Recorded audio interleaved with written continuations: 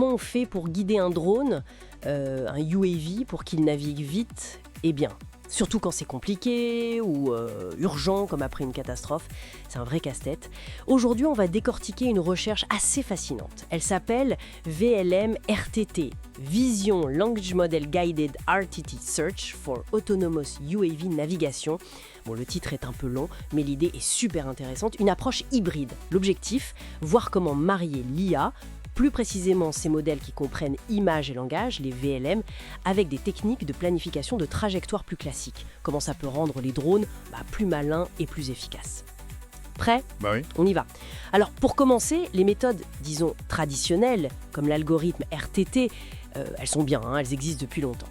Mais elles ont des limites claires. En gros, elles explorent un peu au pif. C'est comme chercher son chemin dans le noir. Du coup, ça peut être super lent, ça demande beaucoup de calculs, et on n'est même pas sûr d'avoir le meilleur chemin au final. Et pour des missions critiques, genre rechercher des survivants ou surveiller une zone, c'est pas top quoi. Exactement. L'algorithme ART, pour simplifier, il construit un arbre de chemins possibles. Comment ? En jetant des points au hasard dans l'environnement et en les reliant au chemin le plus proche déjà trouvé, tout en évitant les obstacles bien sûr. C'est assez robuste pour explorer un espace inconnu, ça oui. Mais ce côté purement aléatoire, ça manque souvent d'efficacité. On perd du temps à explorer des zones pas pertinentes.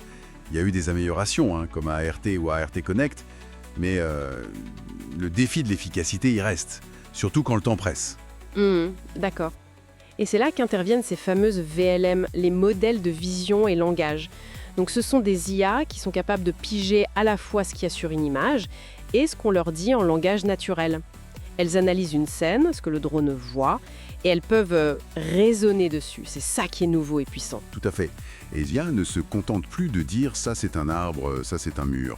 Elle commence à comprendre le contexte, l'objectif et à suggérer une action. Et c'est ça l'innovation clé de VLM-RRT. On utilise un VLM pour, en quelque sorte, guider l'exploration de RRT. Fini le hasard pur. Ah, intéressant. Comment ça marche concrètement ? Alors, le VLM regarde une image prise par le drone. Et il reçoit la consigne du genre « va vers le point rouge là-bas, mais évite les zones noires ». À partir de ça, le VLM suggère une direction générale. Disons « va plutôt vers le nord-est » ou « essaye par le sud ». Une indication quoi. D'accord. Et RRT fait quoi avec cette info ? Il suit aveuglément ? Non, pas exactement. C'est plus subtil. Au lieu de choisir un point totalement au hasard pour étendre son arbre, l'algorithme RRT va privilégier l'échantillonnage dans la zone, le secteur, indiqué par le VLM. C'est une forte suggestion, mais pas une obligation absolue. Imagine, c'est comme si le VLM allumait une lampe de poche dans la direction la plus prometteuse. RRT va regarder d'abord là, mais il peut toujours jeter un œil ailleurs si besoin. Et cette force de suggestion, elle est réglable, j'imagine ? Précisément, il y a un paramètre appelé gamma, AG, qui est une probabilité. Il définit à quel point on suit l'avis du VLM. Si gamma est très élevé, on écoute beaucoup le VLM. Si gamma est bas, on se rapproche de RRT classique. Malin. Et comment on s'assure que le VLM donne de bons conseils ? Parce que l'IA, ça peut se tromper aussi. Très bonne question. C'est crucial. D'abord, la façon de parler au VLM, ce qu'on appelle le prompt, est super importante. L'étude a testé plusieurs techniques. Le zero shot, on ne donne aucun exemple au VLM. Le few shot, on lui montre quelques exemples de bonnes décisions dans des situations similaires. Et le chain of thought, on lui demande d'expliquer son raisonnement étape par étape. Et il s'avère que le few shot, donner quelques exemples, ça donne les meilleurs résultats, le plus haut taux de succès. Ça aide le VLM à mieux comprendre ce qu'on attend de lui dans ce contexte précis de navigation. D'accord, donc on guide un peu le guide en quelque sorte. C'est un peu ça, oui. Et pour revenir à votre question sur les erreurs potentielles du VLM, c'est là que le paramètre gamma est clé.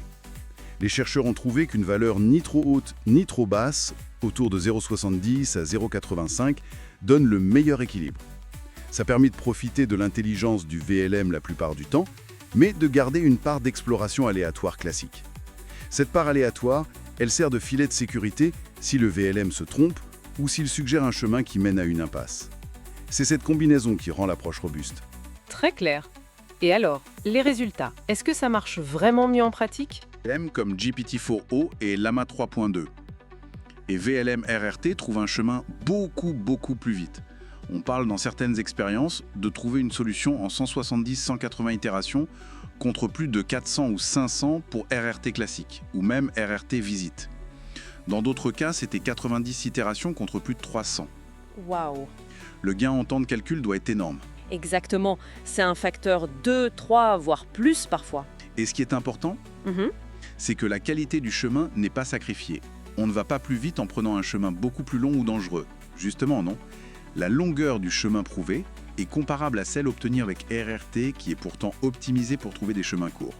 Mais VLM RRT l'obtient bien plus rapidement. En plus, le taux de succès est très bon, jusqu'à 94% avec GPT-4o, et la méthode Few Shot. Et autre point fort, le système gère bien les changements. Si la cible bouge pendant la mission, le VLM le voit sur l'image et adapte sa suggestion de direction. C'est crucial pour les scénarios dynamiques. D'accord. Donc pour résumer, si je comprends bien, en combinant cette capacité des VLM à voir et raisonner sur l'environnement avec la force d'exploration des algorithmes RRT, on obtient des drones qui naviguent beaucoup plus vite, de manière plus fiable et plus flexible. C'est une avancée assez majeure, non? Surtout pour les situations où chaque seconde compte. Tout à fait. C'est très prometteur. Et ça ouvre des perspectives intéressantes. Si ces IA peuvent interpréter une scène complexe et guider une navigation comme ça, on peut se demander quelles autres tâches du monde réel, qui demandent de voir et de décider quoi faire ensuite, pourraient être transformées par cette synergie entre la perception et la planification. Et puis, il reste la question de la robustesse face à l'imprévu total. Comment ces systèmes réagiraient face à des choses complètement nouvelles ou des images très ambiguës qu'ils n'ont jamais vues pendant l'entraînement? Voilà, matière à réflexion pour la suite.